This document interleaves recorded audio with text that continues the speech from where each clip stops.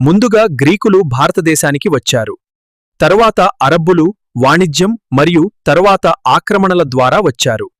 పరంగా గ్రీకులు, శకులు, కుషాణులు, హూనులు, అరబ్బులు, తుర్కులు, మొఘలులు, యూరోపియన్లు. భారతదేశ చరిత్రను యూరోపియన్ల రాకక్రమం. మొదట వచ్చినవారు పోర్చుగీసులు 1498లో వాస్కోడిగామా కాలికట్కు వచ్చారు. తర్వాత డచ్, బ్రిటిష్, డేనిష్ మరియు చివరిగా ఫ్రెంచ్ వారు వచ్చారు.